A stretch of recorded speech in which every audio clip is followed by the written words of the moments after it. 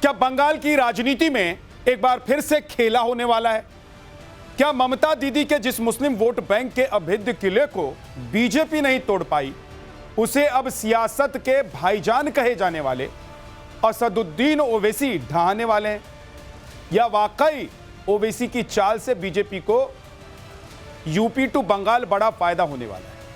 यह सवाल आज हवा में नहीं तैर रहे हैं, बल्कि जमीन पर पश्चिम बंगाल में मुर्शिदाबाद से उठी एक चिंगारी ने कोलकाता से लेकर लखनऊ तक सियासी तपिश को बढ़ा दिया है और सवाल खड़ा कर दिया। ऐसा इसलिए क्योंकि बंगाल में एक ऐसे थर्ड फ्रंट की आहट सुनाई दे रही है जिसमें एक तरफ हुमायूं कबीर हैं और दूसरी तरफ असदुद्दीन ओवैसी।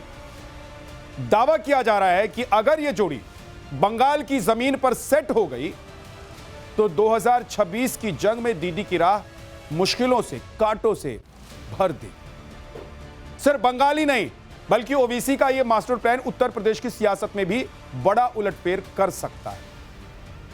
2027 के विधानसभा चुनावों के लिए यूपी की 200 सीटों पर चुनाव लड़ने का ऐलान ओवैसी की पार्टी ने सीधे तौर पर अखिलेश यादव और राहुल गांधी के खिलाफ मोर्चा खोलने के तौर पर किया। इसी मुद्दे पर आज डिबेट करेंगे, लेकिन सबसे पहले एक रिपोर्ट आपको देखें।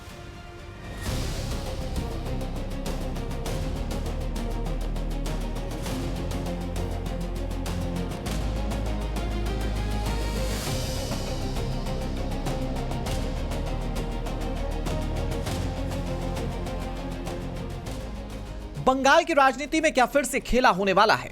क्या 2026 की जंग में दीदी का सबसे मजबूत किला यानी कि मुस्लिम वोट बैंक ढहने वाला है? ये सवाल इसलिए उठ रहे हैं क्योंकि मुर्शिदाबाद में शुक्रवार शाम एक ऐसी बैठक हुई जिसने टीएमसी खेमे में खलबली मचा दी। जनता उन्नयन पार्टी के प्रमुख हुमायूं कबीर और एआईएमआईएम के प्रदेश अध्यक्ष इमरान सोलंकी एक साथ नजर आए। साफ है कि बंगाल में ममता सरकार के खिलाफ एक नया थर्ड फ्रंट आकार ले रहा है जो सीधा दीदी के वोट बैंक की जड़ पर प्रहार करेगा।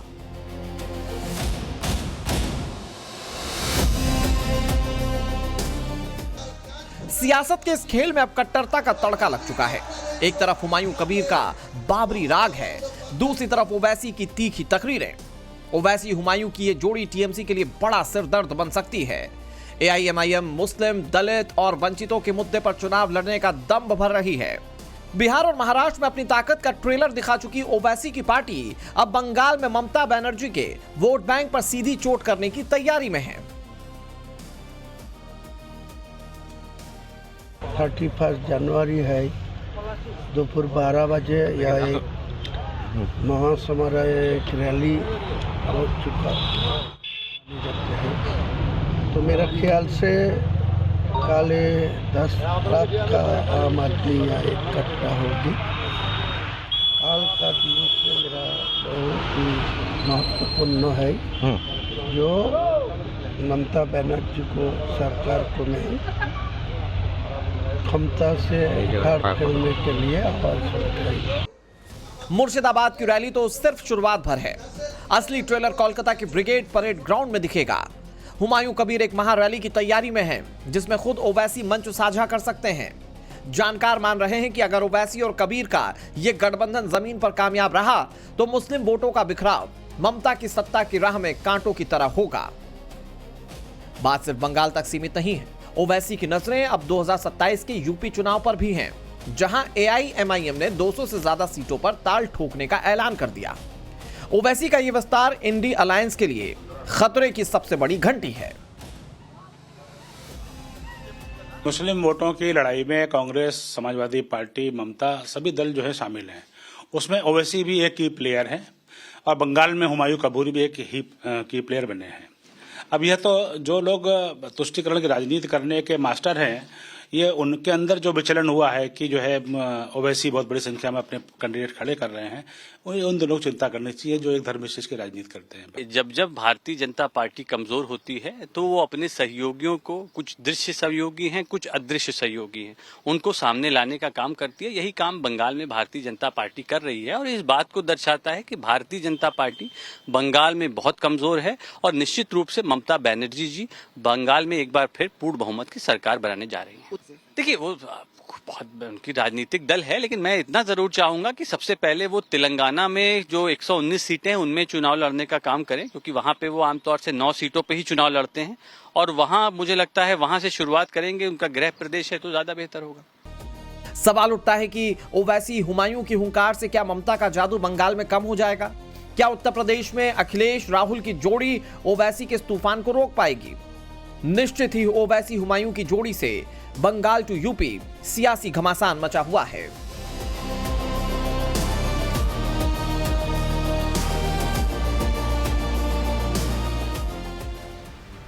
मुर्शिदाबाद में असदुद्दीन ओवैसी की पार्टी यानी कि AIMIM और हुमायूं कबीर की तरफ से एक साझा रैली का आयोजन किया गया और इसके बाद कहा जा रहा है कि असदुद्दीन ओवैसी भी एक और बड़ी रैली होने जा रही है जिसमें शामिल हो। तो सवाल यह है कि बीजेपी जो ममता दीदी को पिछले विधानसभा चुनाव में और लोकसभा चुनाव में टक्कर दे रही थी, उनके वोट बैंक पर हमला कर रही थी, लेकिन मुस्लिम वोट बैंक की वजह से बीजेपी कामयाब नहीं हो पाई, क्या बीजेपी असदुद्दीन ओवैसी और हुमायूं कबीर की वजह से कामयाब होगी या फिर मुस्लिम वोट बैंक ममता दीदी से छिटककर एक गठजोड़ के पास चला जाएगा और इसका फायदा न ममता दीदी को होगा, ममता दीदी को तो नुकसान होगा ही, बीजेपी को फायदा नहीं होगा इसका। आज इसी पर बात करेंगे।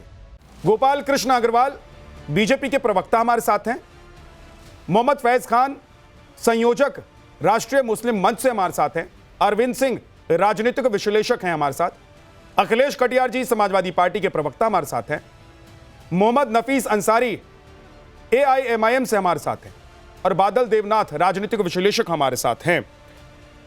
नफीस अंसारी, क्या यह गठजोड़ इसलिए है कि बीजेपी को आप लोग फायदा पहुंचाना चाहते हैं या यह गठजोड़ इसलिए है कि दीदी की सत्ता को आप लोग पश्चिम बंगाल से उखाड़कर फेंक सकें? Thank you so much Vidyanath ji. देखिए, जो लोग हमें बी टीम कहते हैं ना, वो असल में बहुत बड़े जाहिल टाइप के लोग जो हमें ज्ञान दे रहे हैं कि पहले तेलंगाना में सारे सीटों पर लड़ो।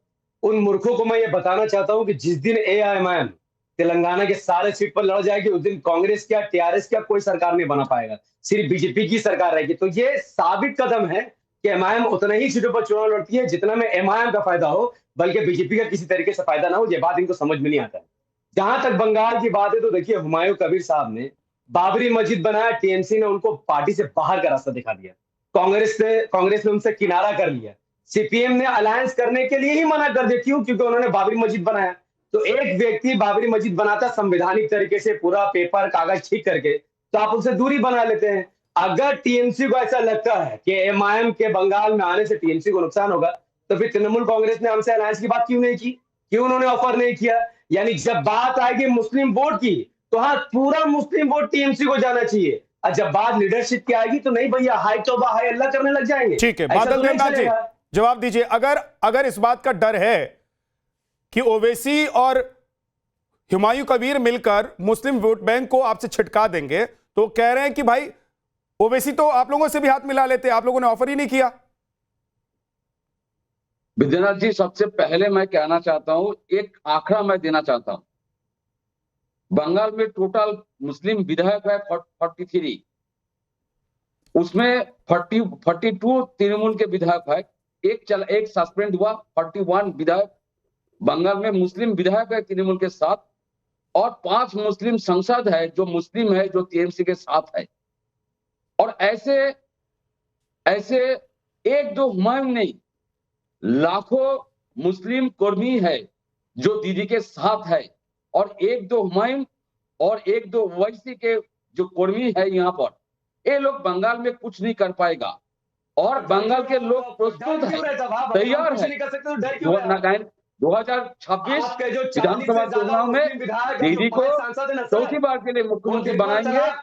सारे धर्म के लोग, राम मंदिर के मैटर एक एक करके बोलिए, एक एक करके नफीस, एक एक करके, बीच में मत बोलिए नफीस।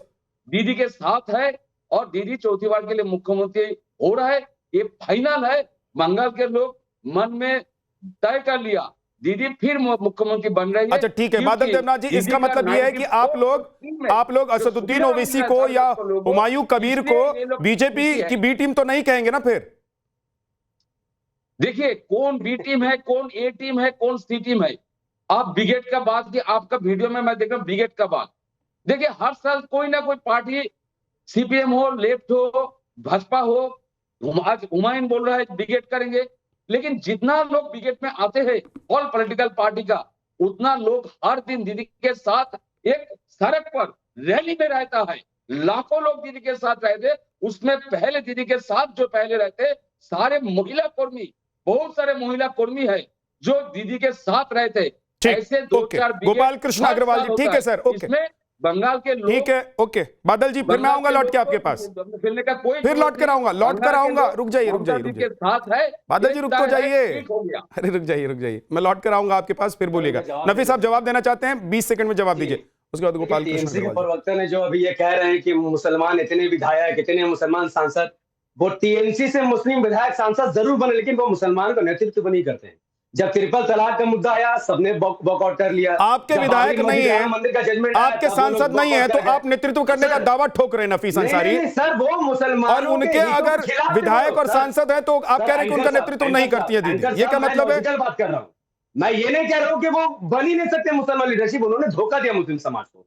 ट्रिपल तलाक हमारे लिए बहुत अहम मुद्दा था। कैसे धोखा दिया? 370 बहुत अहम मुद्दा। अगर देश में कोई बाबरी मस्जिद बनाना चाहता है, उसको पार्टी से दीदी ने निकाल दिया तो धोखा दिया उसको। सर मैं कहता हूं कोई बात नहीं, आपकी बात, उनकी बात अपनी जगह सही है, लेकिन जो मुसलमानों का मुद्दा था वो था, और इस पर टीएमसी के जो विधायक हैं या सांसद, उन्होंने हमें धोखा दिया है। और मैं कहता हूं अगर उन्होंने मुसलमानों के लिए काम किया है, बंगाल के लिए काम किया है, तो लेट इलेक्शन। आप इतना डर क्यों? आपको डरने की जरूरत ही नहीं थी।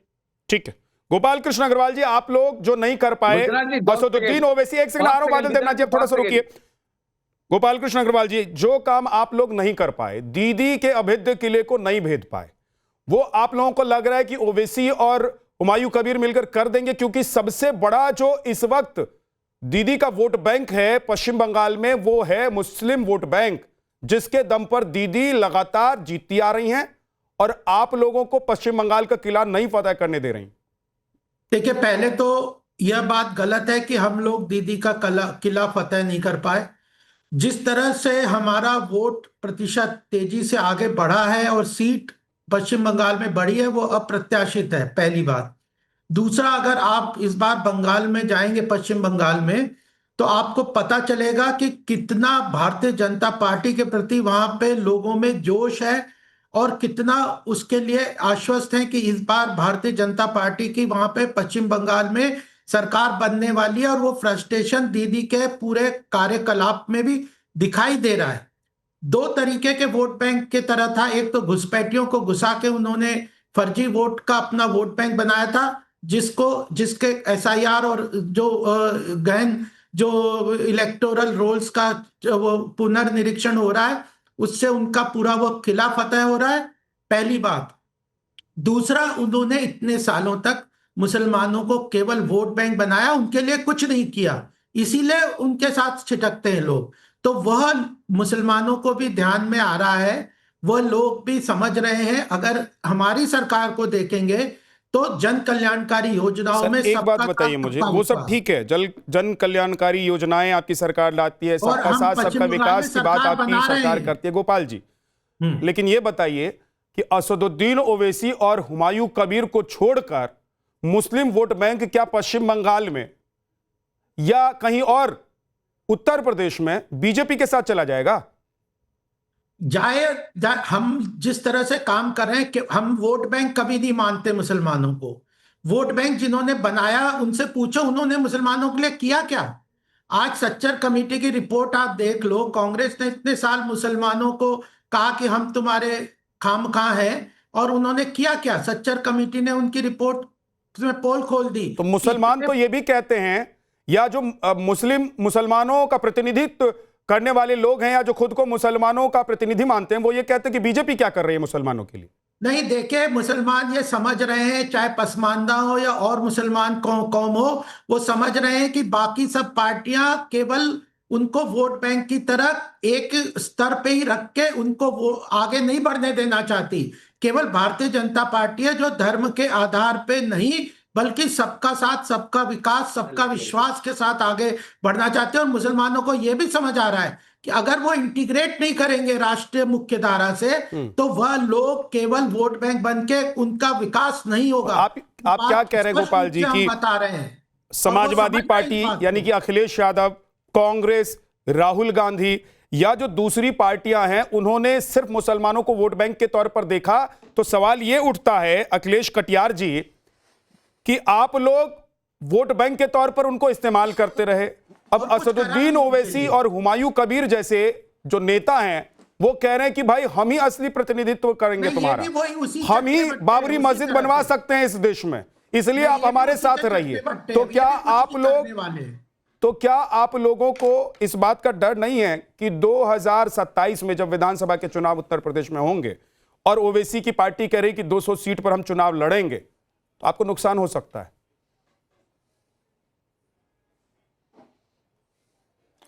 जो ये धर्म की राजनीति की जो बात अभी चल रही है, ये देश पूरी तरह झा साहब जानता है कि धर्म की राजनीति अंग्रेजों के टाइम पे भी हिंदू महासभा और मुस्लिम लीग, ये राजनीति जो धर्म के सहारे चलती थी वो देश को किस तरीके से गुमराह करती थी, ये पूरा देश जानता है।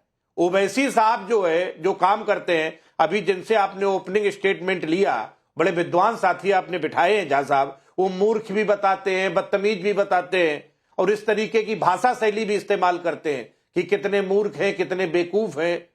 इस तरीके की हम संसदीय भाषा तो नहीं बोल सकते, लेकिन अब इस देश को बताने की जरूरत नहीं है कि आप किसके लिए काम करते हैं और उसका फायदा किसको होता है, आप किसके वोट काटते हैं और कहां पे कैसे काट के किनकी सरकारें बनवाते हैं। और ध्रुवीकरण की राजनीति मुस्लिम समाज की जब बात करते हैं तो उससे हिंदू एकता की बात आती है, उससे भाजपा। जी खुलकर तो बोलिए, ऐसे क्यों बोल रहे हैं? किसका काटते हैं, किसको देते हैं, किसको बनाते हैं, किसको गिराते हैं, इतना पर्दा क्यों रख रहे हैं? ये पूरा देश जानता है झा साहब। तो बोल दीजिए भाई, आप ये नहीं जानते कि धर्म की राजनीति जिन लोगों ने धर्म की राजनीति की, आजादी के टाइम पे भी वो साथ में इकट्ठे होकर पश्चिम बंगाल की सरकार भी चलाते थे, बाद में आजादी के पहले की बात है। और एक तरफ आप हिंदू एकता की बात करते हैं, आप मुस्लिम एकता की बात करते हैं, देश में किसान, मजदूर, पिछड़े दलितों के एजेंडे खत्म करके आप हिंदू एकीकरण करते हैं, आप मुस्लिम एकीकरण करते हैं। इन मुद्दों में उत्तर प्रदेश फंसने वाला नहीं है। इस तरीके के बयानों से उत्तर प्रदेश की जनता को भरमाया नहीं जा सकता।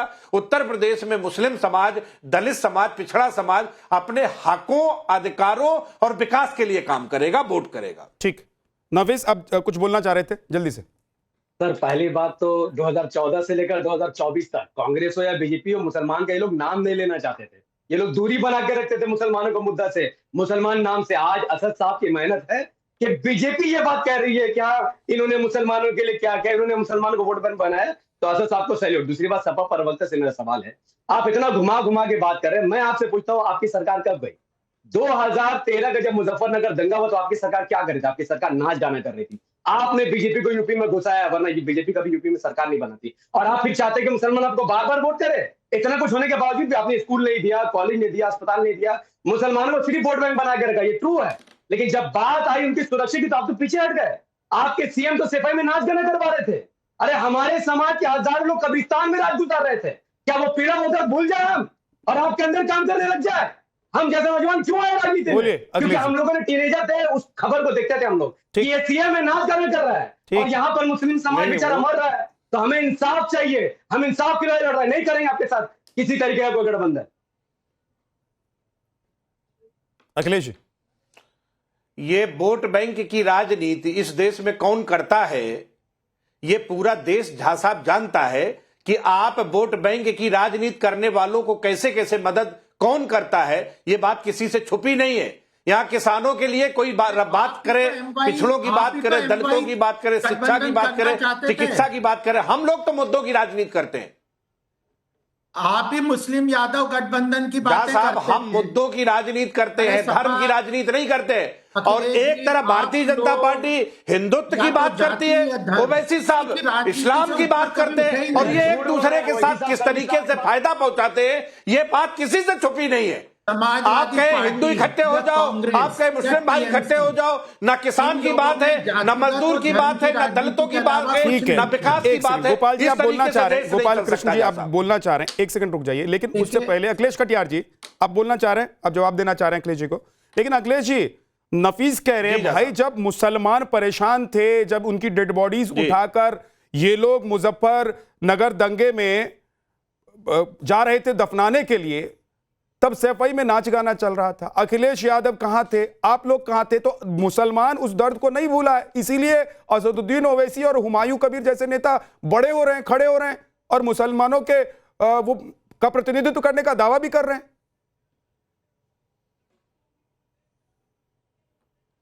झा साहब, हम जो हिंदू या मुस्लिम या सिख या ईसाई, आप धार्मिक पहचान पे बात करेंगे, इस देश ने धर्म की बात करके ये देश आज कहां खड़ा है आप भी जानते हैं, हम भी जानते हैं। इस मुस्लिम समाज में पिछड़ी जाति के भी लोग हैं, मुस्लिम समाज में किसान भी हैं, मुस्लिम समाज में मजदूर भी हैं, मुस्लिम समाज में कारीगर। हम धर्म की पहचान पे बात नहीं करते, हम बात पीडीए का करते एक क्या है? हैं जो समाज जिस तरीके से है, पीडीए दलित, का एक पिछड़ा, क्या है? किसान, एमवाई मजदूर, गठबंधन क्या था? एमवाई गठबंधन क्या था? पीडीए का ए अल्पसंख्यक और एमवाई आप बोलते हैं 22 में 17 में अल्पसंख्यक है, अल्पसंख्यक में सभी समाज के लोग हैं जहाँ साहब, मुस्लिम यादव अल्पसंख्यक समाज में चाहे दलित, चाहे बुद्धिस्ट हो, अखिलेश जी, जैन हो, अखिलेश जी, ईसाई हो, चौचुए क्रिश्चियन हो, कहा लेकिन के- कोई अखिलेश जी, मुद्दा किसी धर्म के आधार पर नहीं खड़ा पीडीए किया का जा जो सकता। ए है उसमें अल्पसंख्यक सभी समुदाय जी। के लोग हैं ना, पक्का मतलब मुसलमानों को आप नहीं कह रहे हैं जी, जी, अल्पसंख्यक। जी। ये आपकी पार्टी लाइन है, हाँ, ये आपकी पार्टी लाइन है ना। ये अल्पसंख्यक का मतलब है कि जितने भी धार्मिक, हाँ, पीडीए का मतलब आप जो बता रहे हैं वही है ना, उनके हित, अधिकार, सुरक्षा, पिछड़ा, विकास, दलित और अल्पसंख्यक का मतलब उसमें मुसलमान नहीं, कितनी उसमें बार जैन लिख के भी भेज हैं, दूं उसमें आपको? बौद्ध भी हैं, उसमें बाकी धर्म के लोग भी हैं। क्लियर? नहीं, ये ना घर के हाँ रहने साहब, वाले लिख ना घाट के भेज दूं, उसमें मुस्लिम भी है, सिख भी है, ईसाई भी है, बुद्धिस्ट भी है, सभी है। कहां लिख के साइन कर दूं बताइए? ये तो आपने ये आप ऐसे ही नहीं बोल रहे, ये मैं- इसका मुझे मतलब पता है ये मैं क्या हुआ बोल कि रहा हूं। रेड कारपेट आप खुद ही असदुद्दीन ओवैसी के लिए बिछा रहे हैं और हुमायूं कबीर जैसे नेताओं के लिए। इसका मतलब तो ये हुआ कि आपने आज तक जो कोई बात अखिलेश नहीं। यादव ने क्लियर ये नहीं किया, उत्तर प्रदेश अखिलेश की यादव जो जनता नहीं तय कह करेगी, पाए, जहाँ साहब किसके अखिलेश लिए रेड कटियार कारपेट बैठकर कह बिछेगी। दे रहे हैं कि अल्पसंख्यक का मतलब मुसलमान नहीं है पीडीए में। आप नहीं, फिर आप उसे गलत परिभाषित करें, उससे कोई फर्क नहीं पड़ता। ठीक है, आप कर दीजिए, आप क्लियर करके जाइए अखिलेश कटियार उससे जी। भी मुझे कोई फर्क नहीं अखिलेश जी, पड़ता। आप क्लियर मैं करके जो बोल जाइए। रहा हूं, मुझे पता है, मैं कह रहा हूं आप क्लियर मैं करके क्लियर जाइए। करके जा रहा हूं। पीडीए, जी सुन लीजिए, पिछड़ा, दलित, अल्पसंख्यक में सभी वो धर्म जो भारत में माइनॉरिटीज में है, उसमें मुस्लिम भी शामिल है, ठीक, सिख भी शामिल है, ईसाई भी शामिल है, जैन भी शामिल है। सारे वो धर्म जो उस भारत में माइनॉरिटीज में है, उनके हक, अधिकार, हकूक, मैं सबकी बात करता हूं। ठीक है, ओके, क्लियर है। गोपाल कृष्ण अग्रवाल जी जवाब देना चाह रहे हैं, सर जल्दी से जवाब दीजिए। उधर अरविंद सिंह भी उंगली उठा रहे हैं और मोहम्मद फैज खान साहब के पास भी नहीं जा ये पाए। अखिलेश जी और कांग्रेस ना घर के रहेंगे ना घाट के।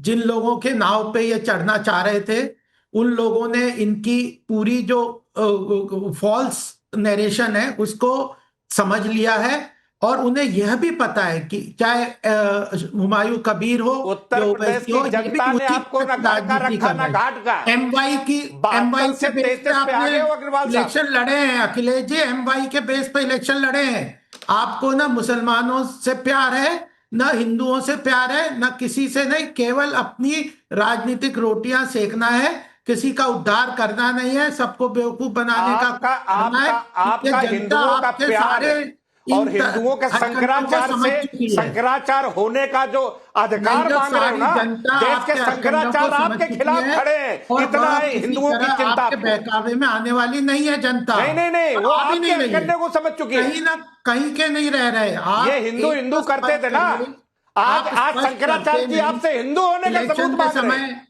आप दीजिए सबूत। राजनीति करने लगते हैं, कभी जाति की करने लगते हैं, कभी कहते हैं हम सबके साथ हैं। अरे जो करना था, आपके पास सत्ता थी तब करते ना उनका उत्थान, नहीं करा, आपको एक्सपोज कर ही दिया लोगों ने। ठीक है, और ओके। फिर मोहम्मद फैज खान साहब, मोहम्मद फैज खान, शंकराचार्य ने हिंदू होने का सबूत मांगा है। अखिलेश जी उनसे तो सबूत मांगा है। आपके लिए तो शंकराचार्य ने मेरे ही इंटरव्यू में कहा मुख्यमंत्री से कि अखिलेश यादव की पार्टी समाजवादी पार्टी हिंदू विरोधी है, जब भी जरूरत पड़ी है कभी भी हिंदुओं के साथ नहीं खड़ी रही है। मेरे इंटरव्यू में कहा है सर। मैंने धर्म संकट में इसलिए शंकराचार्य के कंधे पर सवार होकर राजनीति की नैया पार लगाने की कोशिश आप लोग मत कीजिए सर, डूब जाएंगे।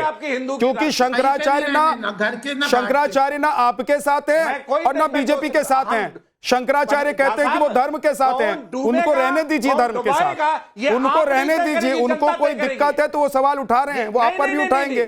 कौन डूबेगा कौन डुबाएगा ये जनता तय करेगी। जहां साहब ना आप तय करेंगे ना भाजपा तय करेगी। और भाजपा ने को जनता ने डुबो दिया है। 33 सीटों पे बैठे हैं यूपी में, 33 सीटों पे दिया है पूरी तरह। ठीक है फैज खान साहब, चलिए आइए अब मुद्दे पर आते हैं, मुद्दे पर लौट कर आते हैं।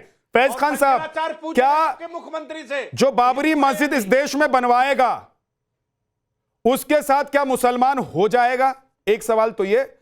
दूसरा सवाल ये है कि क्या ये जो जोड़ी है असदुद्दीन ओवैसी और हुमायूं कबीर की, ये पश्चिम बंगाल और उसके बाद उत्तर प्रदेश तक, जहां पर असदुद्दीन ओवैसी की पार्टी कह रही है कि हम 2027 में 200 सीटें लड़ेंगे, वहां तक अपना कमाल दिखा पाएगी? बिस्मिल्लाहिर्रहमानिर्रहीम। भारत माता की जय। विद्या भैया, मुझे आपका डिबेट इसलिए पसंद है कि आपके डिबेट में विद्या की बात, ज्ञान की बात, विजडम की बात होती है। मुझे 2 मिनट धैर्य से आप दीजिएगा, आपके सारे प्रश्नों का उत्तर दूंगा। मौलाना आज़ाद और खान अब्दुल गफ्फार खान साहब ने आखिरी दम तक मुस्लिम लीग और जिन्ना की राजनीति का विरोध किया, विभाजन का विरोध किया। मोहम्मद फैज खान आखिरी दम तक मजलिस-ए इत्तेहादुल मुस्लिमीन जैसी पार्टी का विरोध करेगा, क्योंकि मुस्लिम लीग भी संप्रदाय के आधार पर गठित पार्टी थी जिसने देश का विभाजन किया। AIMIM भी संप्रदाय के आधार पर गठित सांप्रदायिक पार्टी है। देश के विभाजन का खतरा है और मैं ऐसा कभी नहीं होने दूंगा। खतरा कैसे, आप एक बात समझ जाइए। सबसे बड़ा सेक्युलर नेता समझने वाला जितेंद्र आह्वान, 23 साल की पुरानी दोस्ती, यूनुस शेख एक पार्षद का चुनाव MIM के टिकट में जीतता है और अपने 23 साल पुराने दोस्त को कहता है कि श्वान बनाकर मारूंगा तुझे, मुमरा में घुसने नहीं दूंगा। और बाजू में खड़े होकर उसकी बेटी ताली बजाती है, जो कभी जितेंद्र आह्वान को चाचा और ताऊ बोला करती थी। इसी तरीके से अधीर रंजन चौधरी बंगाल के एक बड़े धर्मनिरपेक्ष नेता हुआ करते थे। वहां पर जैसे ही यूसुफ पठान खड़े होते हैं, सारी जनता यूसुफ पठान को वोट दे देती है। कहने का मतलब है समाजवादी पार्टी, ममता दीदी, राष्ट्रीय जनता दल, आप लोग सांप्रदायिकता और तुष्टिकरण को हवा मत दीजिए मुसलमानों की, ये भस्मासुर बन जाएंगे। क्योंकि मैं मुसलमान हूं, मैं जानता हूं ये बात गल्फ कंट्री अच्छी तरीके से समझ चुकी है, इसलिए वो मुस्लिम कट्टरपंथ और तुष्टिकरण को बिल्कुल हवा नहीं देते हैं। तो गल्फ के 10 देश देखिए बिल्कुल उन्नत है, और जिन जिन देशों ने मुस्लिम कट्टरपंथ को हवा दी, तुष्टिकरण दिया, वो देश बर्बाद हो गए। मैं नहीं चाहता मेरा देश बर्बाद हो।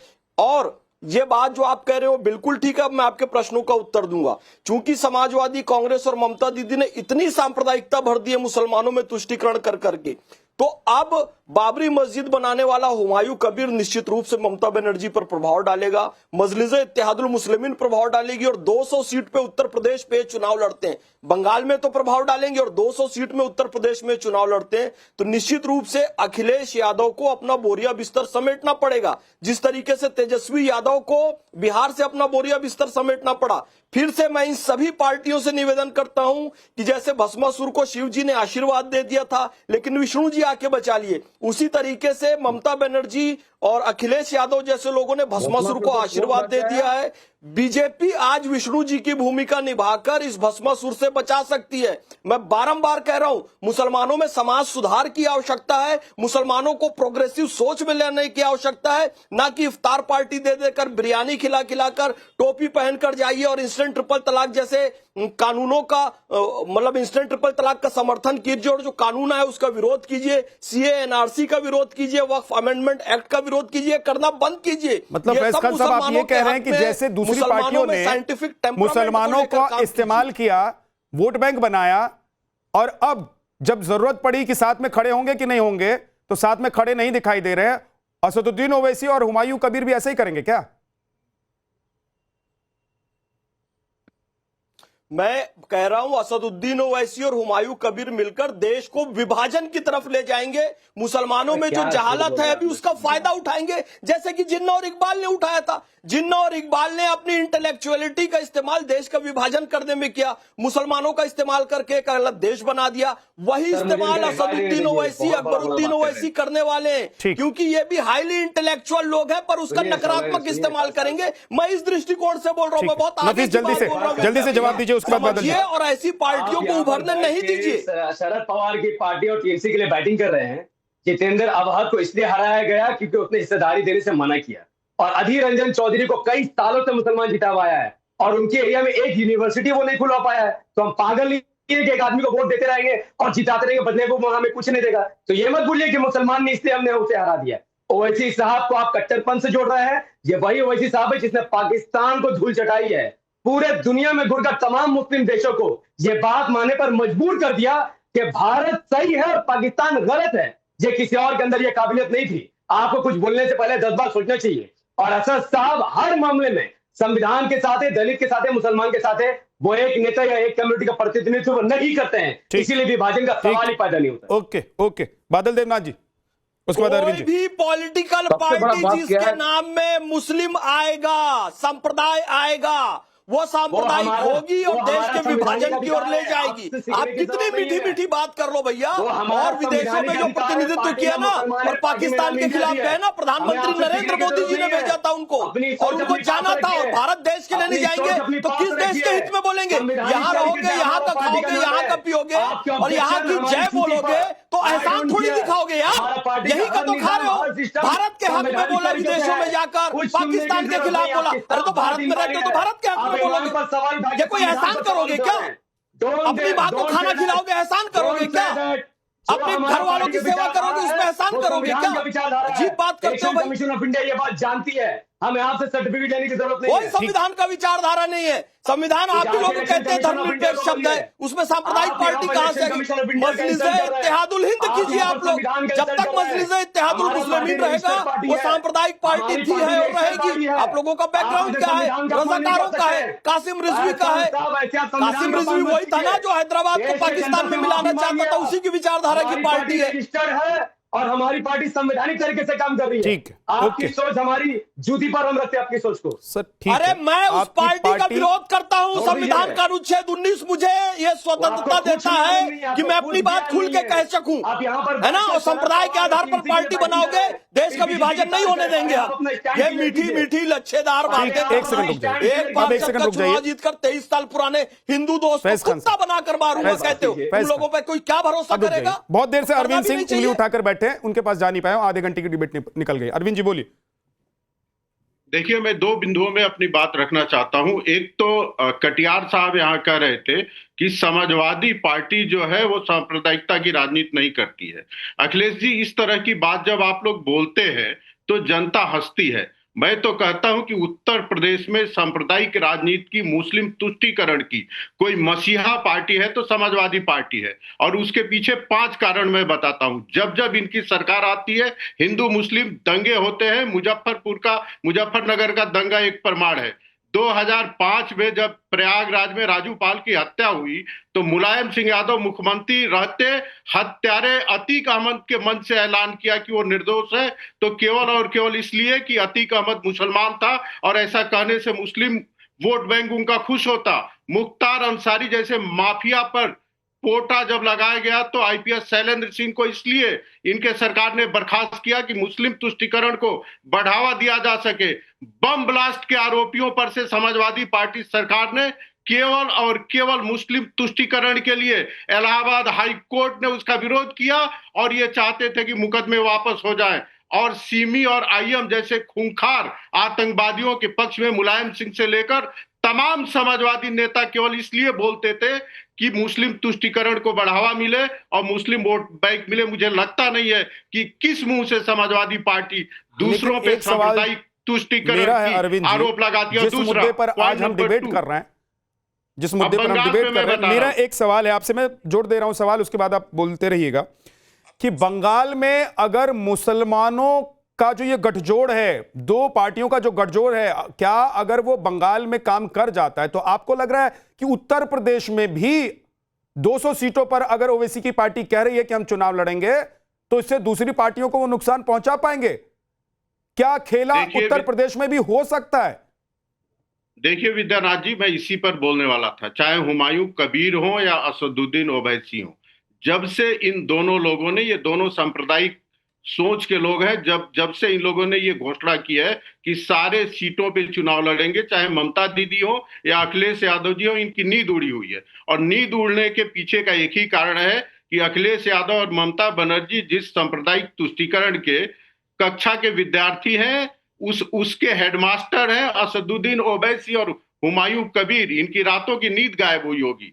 और नींद गायब होने का कारण यह है कि जब सांप्रदायिकता के आधार पे, मुस्लिम तुष्टीकरण के आधार पे आप राजनीति करेंगे, विकास आपके एजेंडे में नहीं रहेगा, तो फिर आपसे बड़ा कोई सांप्रदायिक लीडर उतरेगा तो आपकी नींद गायब होगी। इसीलिए हमेशा ये कहते हैं, अभी समाजवादी पार्टी के प्रवक्ता हो या दूसरे सलाह दे रहे थे असदुद्दीन ओवैसी को कि आप केवल तेलंगाना में लड़ो। क्यों? क्योंकि इनका जो मुस्लिम वोट बैंक की सोच है वो डेंट होने ना पाए। 100% इनकी नींद उड़ेगी और इनको नुकसान होगा। पहले बादल देवनाथ जी, उसके बाद अखिलेश कटियार जी, बोलिए।